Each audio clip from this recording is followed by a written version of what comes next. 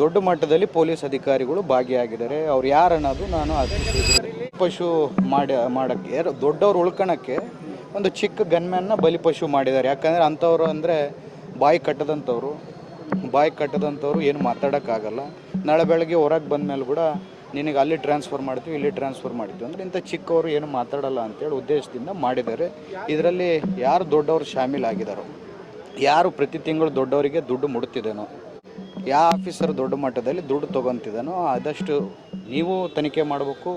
ನಾನು ರಾಜ್ಯ ಮಟ್ಟದಲ್ಲಿ ಹೋಗಿ ಈ ಥರ, ಯಾಕಂದರೆ ಡಿಪಾರ್ಟ್ಮೆಂಟಲ್ಲೇ ದೊಡ್ಡವರು ಶಾಮೀಲಾಗಿ ಈ ರೀತಿಯಲ್ಲಿ ಮಾಡ್ತಿದ್ದಾರೆ ಅಂದಾಗ ಜನರಿಗೆ ಡಿಪಾರ್ಟ್ಮೆಂಟ್ ಮೇಲೆ ನಂಬಿಕೆ ಹೋಗುತ್ತೆ. ಏನು ನಾವು ದುಡ್ಡು ಕೊಟ್ಟು ಏನನ್ನ ಮಾಡ್ಕೋಬೋದು, ದುಡ್ಡು ಕೊಟ್ಟು ಎಂಥ ಕ್ರೈಮನ್ನು ಮಾಡ್ಬೋದು, ದುಡ್ಡು ಕೊಟ್ಟು ನಾಳೆ ಬೆಳಗ್ಗೆ ಎಂಥ ಲೂಟಿಯನ್ನು ಮಾಡ್ಬೋದು ಅನ್ನೋದು ಜನಕ್ಕೆ ಒಂದು ರಾಂಗ್ ಮೆಸೇಜ್ ಹೋಗುತ್ತೆ.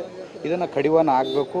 ದೊಡ್ಡ ಮಟ್ಟದಲ್ಲಿ ಪೊಲೀಸ್ ಅಧಿಕಾರಿಗಳು ಭಾಗಿಯಾಗಿದ್ದಾರೆ. ಅವ್ರು ಯಾರು ಅನ್ನೋದು ನಾನು ಅತಿ ಶೀಘ್ರ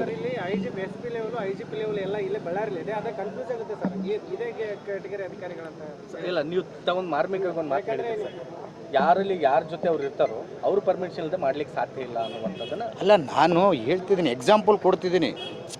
ನಿನ್ನ ಜೊತೆಗೆ ನಿಮ್ಮ ಕ್ಯಾಮ್ರಾಮ್ಯಾನ್ ಇರ್ತಾನೆ, ನೀನು ಎಲ್ಲಿಗೆ ಬಾ ಅಂದರೆ ಅಲ್ಲಿಗೆ ಬರ್ತಾನೆ. ಆ ರೀತಿಯಲ್ಲಿ ನಡೀತಿದೆ.